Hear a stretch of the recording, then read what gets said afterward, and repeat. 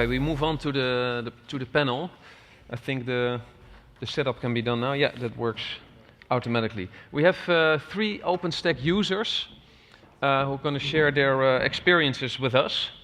So this is, in a way, the real stuff. This is the real experience, real people. And of course, I prepared questions, but I hope you're going to help me. We have this sketch box. You can ask for it, or if you have a face that I think he doesn't understand, or he has a question, or she, excuse me, then I throw the microphone at you. It's a bit like watching television. You have that experience, I think, and you're on the couch and you're sitting like, no, that's not true, or oh, you should have asked that question. Please do so, yell out or raise your hand, whatever. So we'll come to you and you can join the discussion. Let me introduce the first of the panelists. That's Christophe Trefois. He's from Luxembourg University, and we have a small introduction video.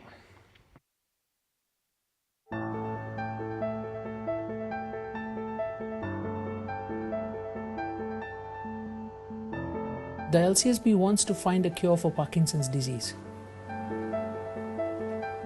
The Luxembourg Center for Systems Biomedicine is an interdisciplinary research center of the University of Luxembourg, located at Campus Belval. We are increasing our understanding of diseases by using high-performance computing to analyze biological data. It is our goal to identify disease mechanisms in the laboratory, from the genetic to the metabolomic level. I think we have a great future ahead of us.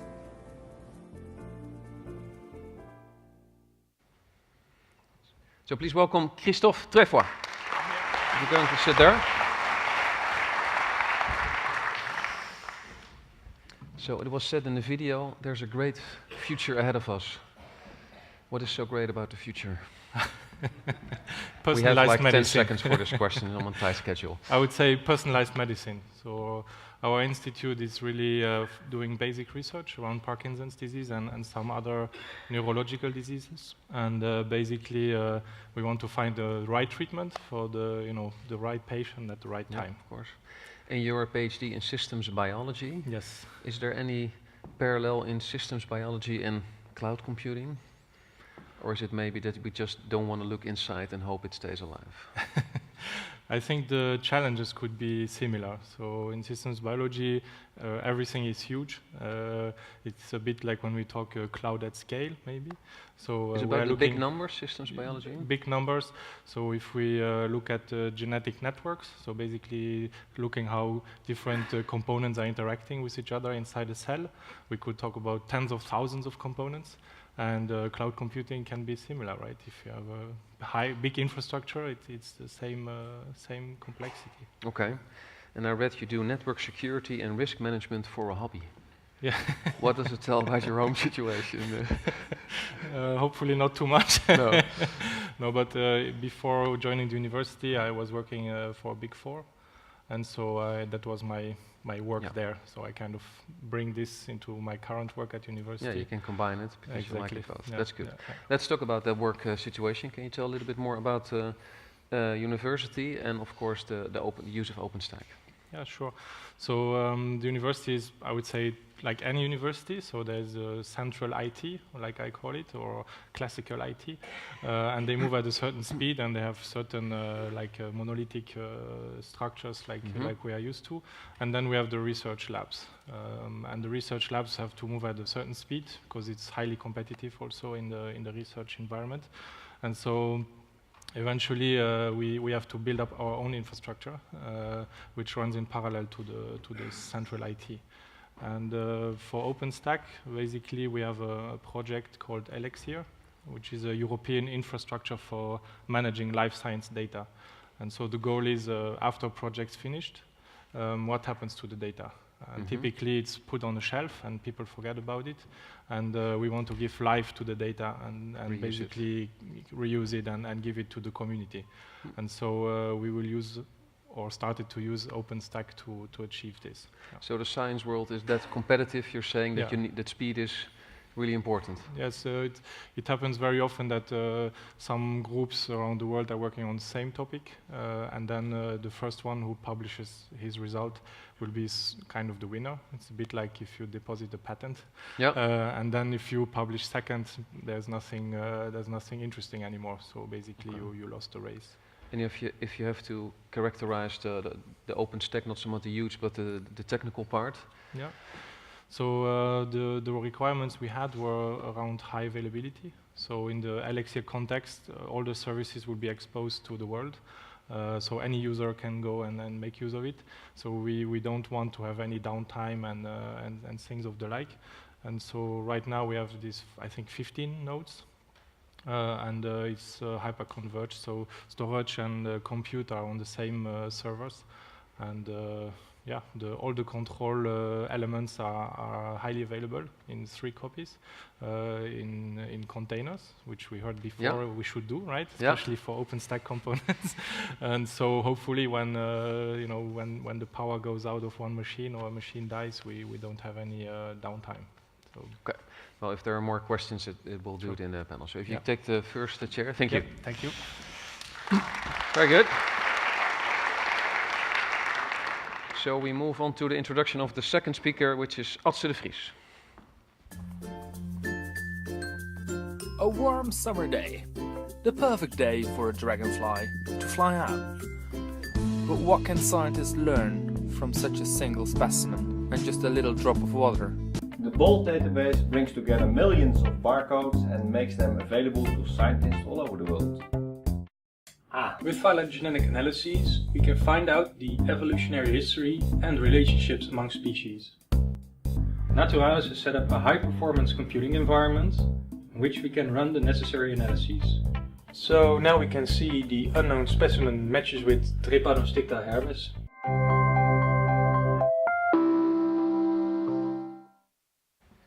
Atze, please join me on stage. Very good. You're a DevOp at Naturalis. Yeah. That last sentence was very interesting, but what was said there? Now we can discover a specimen or so match it? you have some sample of a animal, you don't know what, and then using the DNA analysis they can find out, oh, this was this or this was that, and then they can find out what it was. And you have interest in that subject also, or is it mostly the technical part that you're hired for? I'm mostly the technical part, although I have also science background. But yeah, because that's good. You say I looked on LinkedIn, of course. Oh, yeah. I do my research, and there was cool. LinkedIn interests ... OpenStack, and it was the only thing there. Yeah, I'm not. Did you change that last week, or? Yeah, I changed it, but I'm not very active at LinkedIn, so. So OpenStack, no, you're safe today, but next time check. Yeah, but there's also some other stuff like Kubernetes and stuff is added. So. And you have a background in astrophysics and art. Yeah. That's an interesting combination, or is it? Yeah, I think so. Yeah, but. How to explain? We have 20 minutes for this conversation. Yeah, okay, take your time. Yeah, I think the art interest comes from just wanting to build stuff. You know, I just want to create things, and also if you do science, you also have to be really creative of solving problems. So I think there is really the link between being. Is building with OpenStack and nice? Is that also art? Well, if you want to do it good, yes. I think yeah? So, yeah, especially in the DevOps part, I think it's. Okay. And what did you build at Naturalis? We started using OpenStack a long time ago, and the first OpenStack environment we built it ourselves, fully from using the available Puppet modules for doing deploying stuff, but we totally did it from scratch, more or less. And now we are really working on a really nice project, which is a API which gathers all our information which we have about specimens. We have a lot of databases. Like we saw, yeah. And we're now making it public through API, so everybody can use it for their science or just like Googling and then looking through a database. But it's interesting because I just learned that there's also a lot of competition between science institutes. But if you build APIs, then you say use our data, right? Or? Yeah, that's true. Yeah, we have a Naturalis open source policy and open data policy. There's everything we produce should be open. But still, when a scientist is working on his science, you know, he just want to keep it for himself. Yeah, okay. For it's and somebody then else you share it with uses the world. it. Yeah. Okay, very good. We're going to talk about the differences later, so please take the next chair. Thank you very much. Cool. So our third and final panelist is Xavier Devlamynck. Voxbone provides inbound SIP trunks from 50+ countries, allowing IP communication service providers and enterprises to connect to local telephone networks around the world. With Voxbone, you can get a mobile number from Spain, a landline number from Brazil, or a toll-free phone number from New Zealand, and receive the incoming calls, faxes, or text messages delivered to your PBX or service platform anywhere in the world. So, Xavier, join me. You're an infrastructure architect, right? Right. Say that. Yes. I was wondering, I saw the video, and it's a lot about voice. I think there's also voice in the name of the company. But nowadays, when I call someone, I more and more often get, I don't have voicemail, send me a text message or WhatsApp. It's like we're sort of getting afraid of talking. Is that also your experience, or is voice still big and growing? Voice is still big and growing, and it will still be for the coming years, I believe so. And we're going to talk to each other or more and more to machines? I guess a bit of the two. Talking to machine is naturally coming with IA, and it will come and it will be there in the next years, I'm pretty sure of it. But you will still need to talk to humans. And let's hope so, right? Yeah. Right. And you're going to facilitate it if we're in distance? Yeah, correct. So our job is to simplify telecommunications. If you have already worked with operators or telecom operators around the world, you will know it's a big mess. Regulations, compliance to plenty of stuff.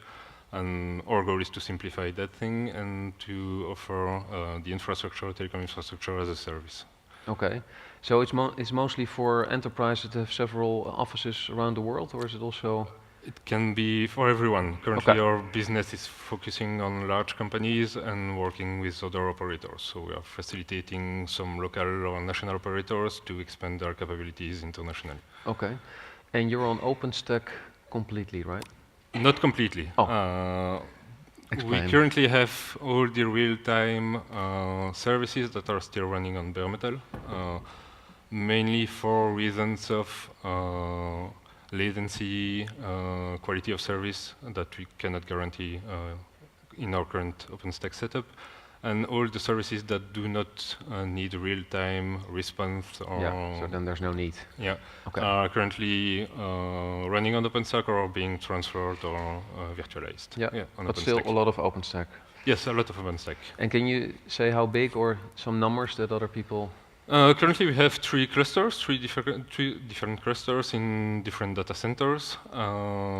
One is a small one, is a testing one, where we can validate technologies. For instance, we are doing a POC with our friends from Veritas. We have one internally used for the staging environment, so validate the development works, continuous integration delivery, and one for production, where we run the actual services.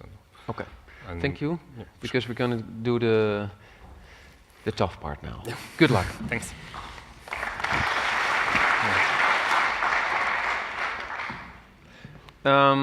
Get some light. I've heard earlier today that OpenStack is going to conquer the world, but there was some time that there was no OpenStack. So when did you start using OpenStack? What was the main reason? So we started using OpenStack in April this year. So we are fairly new to the game. Newbie. Yeah, newbie. Yeah, new kid on the block. Well, there are a few reasons for that. So first is the university is very young, so it's 13 years, I think. And so basically all new projects we do are from scratch. So we get to have a clean slate, and we can choose basically what's the most fitting at the time that we set it up. And so yeah, we picked OpenStack for this project, and we also run other virtualization for the researchers with OVIRT. Maybe you've heard of it. It's like the free Red Hat version of enterprise virtualization. And central IT is using VMware, which is the more classical approach. Yeah, and that can still live together with each other, right? Of course, yeah, that's good to. We have some services which are running there, and all the more exotic requirements, like a lot of RAM, a lot of storage, and these kind of things will come to the OpenStack. Okay. And Atze, did you have any? I mean, when did you start using OpenStack? Were you already with Naturalis? Yeah, more or less at the same moment. Okay. And were there any doubts? I mean, what were you doubting about at the time? No, we weren't really any doubts. I think we started a small proof of concept, and what's really accepted really fast by our scientists. We wanted to create a sandbox environment for our scientists, so they can use all the tools and destroy their computers just in a virtual environment. And they're really happy about it, especially about the performance. And so it was no real doubts in the beginning. But since scientists use it, there wasn't really a problem with SLA, etc. So. Okay, Xavier, not because if we're all happy, then I have to dig deeper. Yeah. We are happy with OpenStack, of course. We started about 18 months ago with a POC internally to validate the functionalities. The only thing we got afraid of is at the beginning, OpenStack is not easy, and as it was said, it's quite complex. And what do we do with the operations if something is going wrong? That was our main concern. Yeah. And how did you deal with that concern? We have trained internally, we have support from external company and Fairbanks if we have issues, so we have backups in case something is really going wrong, but we have acquired experience internally to manage those risks. Okay, let's find out. Who was here last year also? And then, I mean, raise your hand if it's yes. Okay, that's not so much. Who is not on OpenStack yet? In the front row. Can you explain if you have any doubts or where you are in the process? If you put this on your lap, it should work. Okay. Well, I'm fairly new to OpenStack, and I was hoping this presentation would start with what is OpenStack. So I'm not sure if you're asking the right person. Okay. Yeah, because then we have to rewind in time. Who is considering OpenStack? I should first. Is that a sort of slide hand up? I think it is. Yeah. Explain your considerations, please, because then we can ask for help immediately. Then it's fixed already. My not concern, but the question, to be honest with you, how easy to move from software defined to the OpenStack with the combination of Kubernetes Docker in combination? How easy that journey is? Who wants to take it? I didn't get a full question at the moment. So let's say you move from. Let's say one data center has SDN and SDN with orchestration, and we want to move to another data center with OpenStack, Kubernetes, Docker, and continue that whole journey. How easy that migration is, if you have done it earlier? I still don't really fully get the full context of the question. You want to migrate to the whole shebang? The migration from legacy to OpenStack, how easy is that? Yeah. From legacy to OpenStack. So how do you deal with legacy also, right? Well, what we did, well, it was still long progress since we now run all our software on top of OpenStack. We have just one VMware server still running somewhere, but we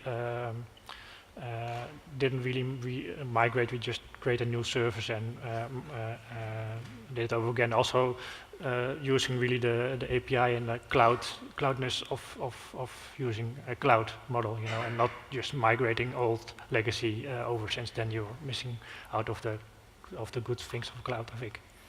But if it's not a matter of switching totally per se, right? You can also start small. Yeah. As I understood, is that correct? I mean, then that's an important takeaway. Then you can start small. Okay, there we go. catch. Trying to help things along here. Yes. When I'm talking to customers a lot, I often talk about that start small logic. If you try and migrate from no software defined to software defined overnight, that's a heck of a challenge. You're virtualizing your data center, you're changing all the culture, you're doing everything very quickly. And with huge change comes huge risk. So actually I encourage a lot of my customers when they're dealing with this kind of challenge to think big, so think of the massive change that can come along. Start small, and then take the logic of DevOps where you've got this fail fast logic, so the prototyping that was talked about earlier by the NetApp guys, of feeling the freedom the software defined gives you to make mistakes, because we all learn by mistakes. I was no good at riding a bike and I fell off a bike, and I'm pretty good at riding a bike now. So this fail fast logic helps you grow very rapidly. We've got customers who thought they would have tiny clouds, who in 2 or 3 years have nearly got their whole data centers across the globe delivering via OpenStack because of that start small, think big logic. So that if that helps. I'm sure it does. Are there any other doubts or considerations that somebody needs help with? To our use case, go ahead. We started to migrate the internal teams that were more, I would say, agile and got processes for continuous integration, continuous delivery, and it easily facilitates the migration. The teams that are maintaining or that are still maintaining the legacy applications have more difficulties to move on from one traditional environment on bare metal to virtual machines. And some teams are used to Jenkins and build automatically containers and stuff like that. So for them it was very easy to move on from bare metal to virtual machines. So in our approach we try to migrate first the teams that are ready to do so. And it gives a positive attitude in the other teams as well. Okay, they made it, so we can make it as well. So I think it's important to motivate the teams by showing, okay, it's actually working. Okay, thank you, Xavier. There was a hand here. Yeah, there it goes. You all started using OpenStack quite a few years ago. Back in those days, the public clouds weren't quite as mature as they are now nowadays. When you would have to make the decision right now, would you still getting started on OpenStack, or would you directly go to the public cloud? For us, I think today we're actually evaluating this question, and we would stay, I think, in the private cloud, because the data volumes that we have are way too big. So we are talking about multiple petabytes of data that we have to manage. And the workflows are not really allowing this to go to the public cloud. If we would put all the data to Amazon or whatever, it would take us first of all 6 months or 1 year, and then we would pay 50 times more than we are now by having everything in house. So I think the choice for now at least is to stay in house. Yeah. So it's mostly an economical decision. Mostly economical and also practical, because getting the data to the university already is a big challenge, and then putting it back into Amazon or whatever would just take too long. Yeah. Okay. Same for the other two of you? I can also. Can you pass it to there? Because there's a hand. Maybe throw it or whatever. Yeah. We're also still considering maybe also going to public cloud, but only for a storage port. We use also Ceph and OpenStack for our backup. And maybe we're thinking of migrating that part, so only really storage to cloud. But since we are a science department, we have good contacts with SurfNet, which is does networks, etc., for science organizations, and they have good deals with Amazon, etc. So that makes it for us financially interesting. Okay, go ahead, please. Just jumping in there, I think it's super important to not see this as like a big lift and shift, you know. If you're a bank and you have 1,000 applications, I mean, a lot of those applications do best where they are and probably will die there and self-die there, so to speak. Some application might be better to move, but you should look at the aspect of, do we need to move them, and does it give us our business something to move them? And I think the important piece is to look forward to say that we need to innovate faster and what do we need to do to innovate faster? Something that took 50 days now can only take 5 hours. So anything new that we do needs that flexible infrastructure and the whole DevOps journey that is required for you to get to that innovation layer. And I think it's more looking forward than necessarily having the discussion on, being overwhelmed with the fact that we got 1,000 applications we should move, because frankly, you probably shouldn't. Sorry, from what background are you speaking? I am the CEO of City Network. We run a global public cloud based on OpenStack. Okay, good to know. Thank you. In the extent of this question, were there any other solutions you considered? Or maybe still do? During our PSC, we already got a small virtualization stack based on CloudStack, which you might have heard of. But the project is not really maintained anymore. There's not a huge community. But we have, of course, studied VMware as a solution to perform the virtualization, but we are not quite happy with the pricing and the flexibility. Applaud. And basically the flexibility that you have with VMware. You have to stick to the what they have decided. Okay. Voilà. Any others we should mention? Or is it forbidden? It's all OpenStack, we all agree on that. Okay, interesting. Xavier, can you tell us a little bit about results? Because we're discussing results today. What did it bring you, OpenStack, the use of OpenStack?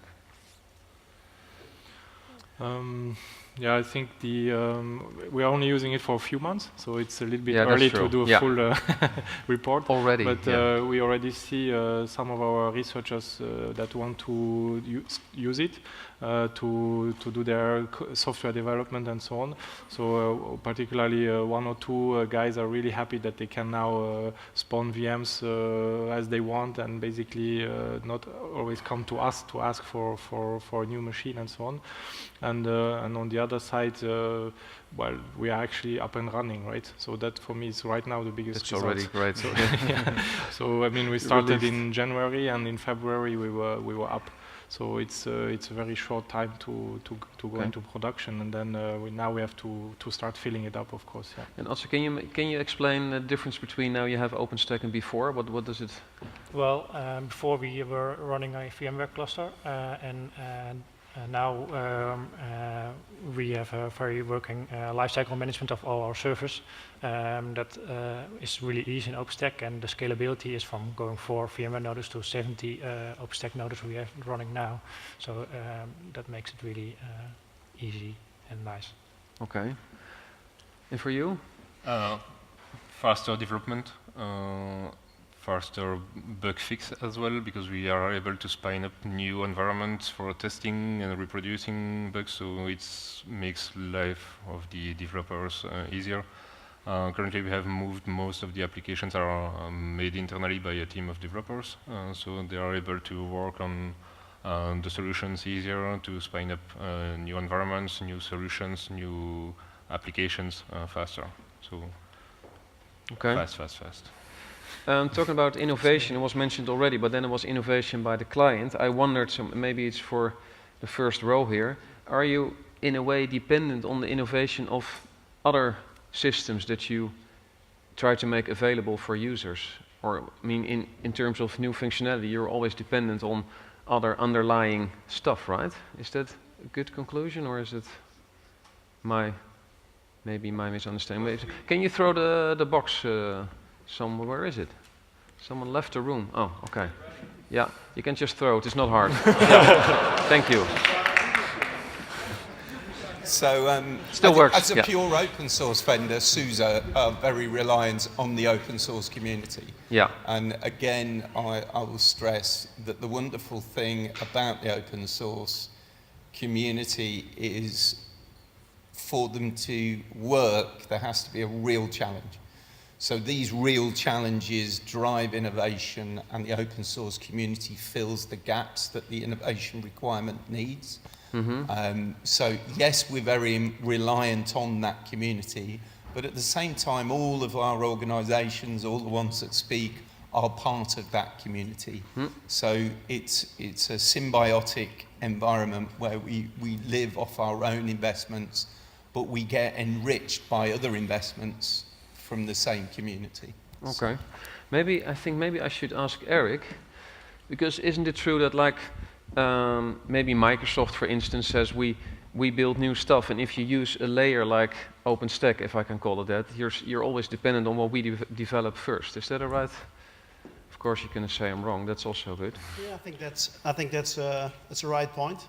But I think that the strong point of OpenStack at the moment is super flexible. But super flexible means also a risk, because you have to make a lot of choices. But in my opinion, that should actually be the leverage of using OpenStack, because you have so many different type of workloads, you have so many different kind of stuff running out in your environment. So that's why I think OpenStack is cool, because it's flexible, so you can leverage that to use it in multiple different ways. So. But you have to respond to other developments all the time, right? Right. Yeah. Yeah. But I think that's a challenge that everybody has that's working with IT, to be ahead of what's happening and keep on track on that. But I think that's the main reason why IT is cool. So. Okay, so you like your job. Let's state yeah, that also. Yeah, yeah, okay. Yeah. All those happy people. Okay, let's do another attempt. Is there also stuff missing? Maybe, well, yeah, you have your first experience. You seem very happy, but did you find stuff that you said, well, it's a shame it's not there yet? Maybe it's on. Do you have a wish list already, or yeah, is it? I mean, the biggest concern at the moment is backup. I think so. Why is that a concern? Because it's not really there. Sorry, yeah. I was so hoping this wouldn't happen. Jeez. Okay, till 12:30 I went well. Okay. Well, I mean, it's not there in a way that you're used to in other environments, right? So we saw the Veritas presentation, which shows that there is actually a need for enterprise level backup inside of OpenStack. And so right now it seems kind of strange that there is no easy way, to just take your snapshot of a VM and just export it out. Okay. And when we started the project, I think there are some developments now, we discussed yesterday a bit, but last year when we started to think about it, that was not yet mature enough to be used and so on, so that sounds a little bit strange to me. Is there a roadmap somewhere that can give some relief to this being missed? Yes, there we go. Can you make that without hitting someone? Doesn't matter. Sorry, you have to, otherwise we... this is also a way. Great. There is a freezer project in the OpenStack community, which is interesting, although SUSE agrees it's not quite mature yet. That's why we've not got full support of it. But it is a challenge, and some vendors are meeting the challenge. Veritas, other players are working on there. Okay, so there's hope. Yeah. Yeah. Well, that's good to we someone should all taking work notes. together on the FISA project to improve it if it's immature, to bring it to market, to make it available. Really, that would be the optimal scenario. Atze, what's in your wish list? Sorry. We have to throw. Yeah. We're getting good at it. Go ahead, Chris. Yeah. Great throw, but yeah. So a couple of points here. I think this issue about snapshotting. I mean, fundamentally, what we're saying is that you've got, it's easy to say we expect developers to take all the responsibility for backing up their own data, and that the infrastructure itself isn't responsible for this core function. The hard reality is that actually we've got lots of users out there who would like the infrastructure to make backup available in a more standard fashion. So I think this is a real thing, and up until now people have to do it via workarounds. We're quite big into the concept of machine containers. So there's quite rightly real excitement around process containers where things are extremely ephemeral. But they don't really look like traditional virtual machines. It is of interest, I think, to anybody running a traditional organization to look at machine containers where there are some standard management processes that make, you still have a lightweight container, but snapshotting and restore some of the things you would actually expect from a more traditional hypervisor are still available. So there's an open source project called LexD, which is worth looking at if you're interested in that. On this issue, and I just want to talk to the Microsoft thing for a second. Look, the great thing about OpenStack is we have fantastic support for Windows guests. I mean, I'm doing a project at a bank. I was visiting them last week. over 50% of the workloads they're moving to their internal OpenStack are Windows-based. We should think about that being a very constructive relationship. Microsoft have been super about getting great drivers available for Windows and KVM. That is a good story. And in fact, historically Linux development and Windows development in organizations has traditionally been siloed. And what we are now seeing in a world of microservices is that it doesn't have to be siloed. If you've got a good internal cloud instance, you can have both those sets of developers actually developing individual functions that work well together. That is possible with OpenStack. Okay, thank you for that. I'll leave it there. Atze, you were telling you have also something on your wish list, or not? Well, not anymore that big, since we started OpenStack quite early, so we also solved a lot of problems in our own way, like backup. We used a different strategy of backing up, so this was not really a problem anymore, the way you use it in a traditional VMware like solution. So the wish list is getting slimmer and slimmer, but still the whole upgrading every 6 months part is still a hard challenge. That would be great if that would be really streamlined better. Pain in the rear end. But is that a fact of life, or is there can somebody help Atze with that, or just deal with it? Not sure who can. Eric, still fun? Upgrading? It's part of the job. Oh, okay. I think the guys who already been there in IT for 20 years or longer, it's the challenge that you still have. And to be honest, I think 20 years ago I was struggling with very simple stuff, and sometimes 20 years later I struggle with the same thing. So I think that's just how it works.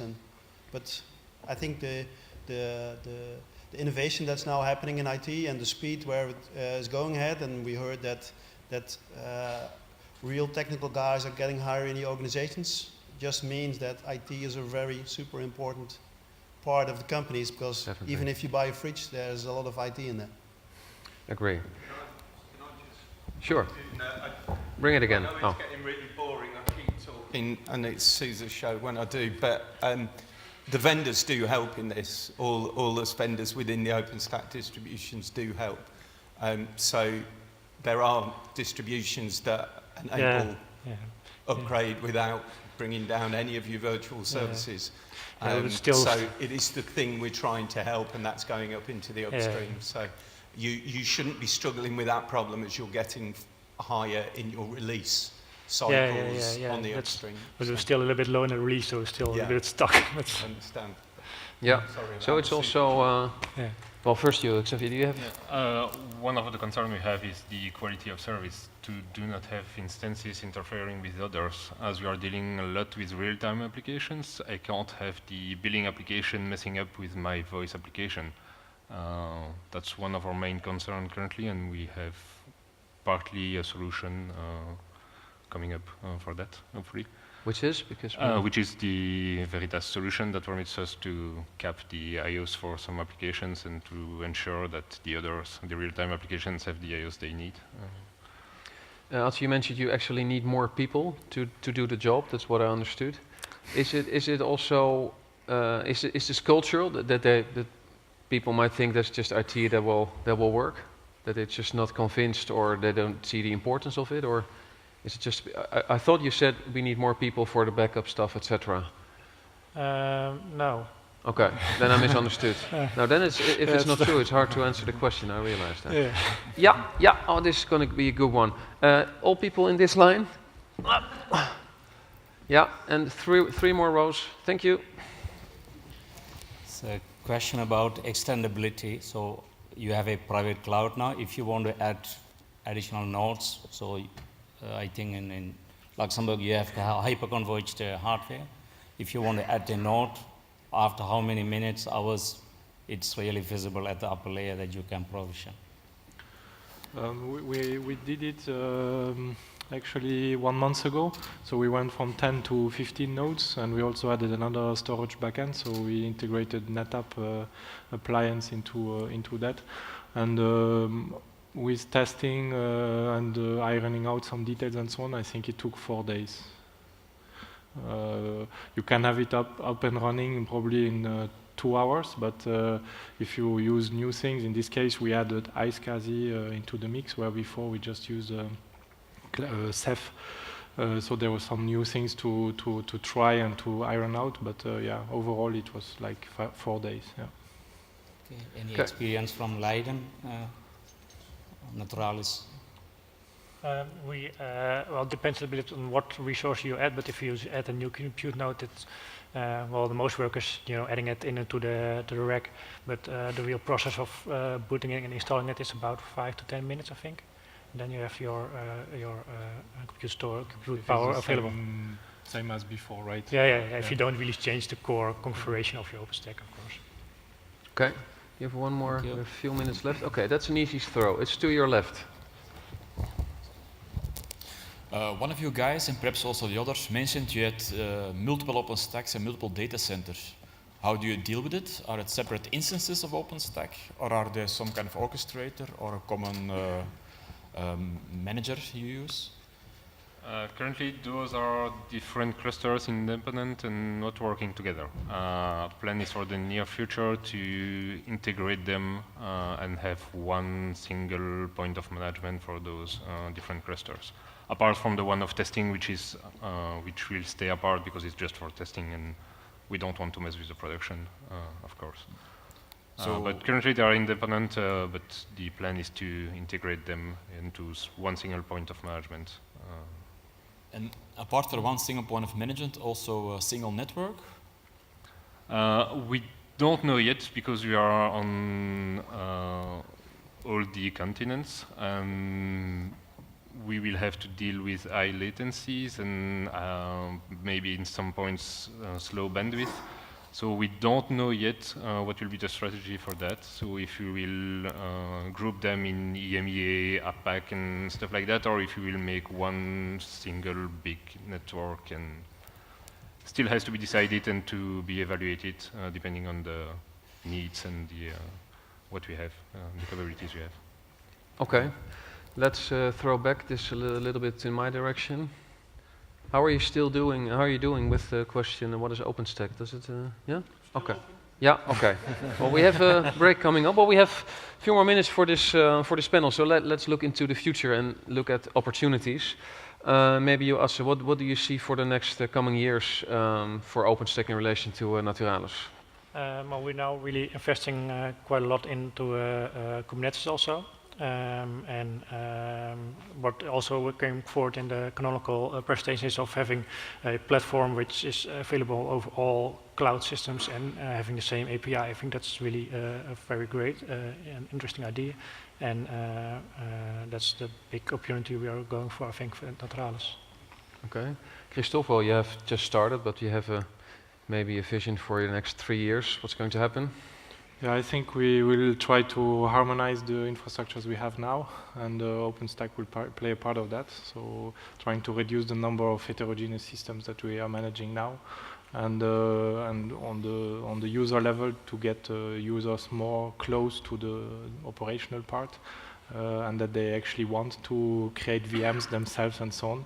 Because some users actually don't care so much about this, right? They just say, no, before you give me the VM, and I can wait a day, that's okay. But now I have to do it myself, and it's a bit annoying, right? So this education and change, and yeah, hopefully we will get all the users in the coming time, yeah. Okay. Xavier, for Voxbone? For us, the biggest change will be to move our real-time applications to virtual machines to ensure that the quality of service will remain the same as they are on bare metal and dedicated hardware right now. So, biggest change for us. Okay. Maybe one of the previous presenters, you probably already told what you wanted to say, right? Back in the 90s, I come back to where I started today, when you were up very late at night, because of study, of course, you put on the television and there was Jerry Springer, and he always had a final thought, and it was always very good. I learned a lot from it. So maybe you have a final thought for audience or me, that's also okay. You want to, well, maybe you have some advice or whatever you want to share with all those hungry people. Open source is great because it's open source, and it's also bad because it's open source, right? That's a good one. Thank you. Okay. Atze? If you go to a cloud, go for also the cloud way of developing your service. Just don't think in the old VMware way, but try to also take the mindset of that with you. For me, OpenStack is great. Use it. Yeah. Okay, you're here free. You came free to this audience to tell this, right? Yeah. Okay, let's get this clear. Thank you very much, Ruud. Please join me on stage. Well, thank you, Krijn. Thank you for being our host. I think it's really a tough job to sit here behind the desk and answer questions and feel like you're on the television, because that was your introduction. Ladies and gentlemen, sit down, look at the television. But I know it's really a tough job, and I think you all did it great. And on behalf of all the sponsors and of course Fairbanks, I would like to thank you all very much. I think there is, yes, there it is. Okay, thank you. Thank you. Thank you. Thank you.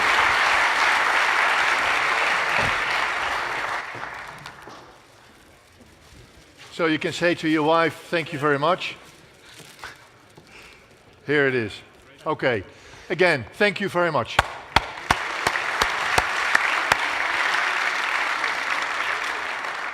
There is this famous saying, there's no such thing as a free lunch, but in Bussum there is. So you can have lunch in a minute. Because I want to say something. Thank you, Krijn. This is all practiced, yeah. No, that's not. No, you said, good, yeah. do you want to say something? I said, no, I don't. But now I'm going to do. Okay. On behalf of the sponsors, I really appreciate, and also for you, enjoy your lunch, but pick your moment for this afternoon, because the sponsors spend a lot of time and also a lot of money into this event today. So hopefully take your time this afternoon, pick your right choice on the afternoon, and it's raining cats and dogs, so you have to stay anyway. Stay here, have lunch, enjoy the sessions this afternoon, and I could tell you at the end we have bitterballen and a nice beer. Thank you. Okay. Thank you. Bye bye.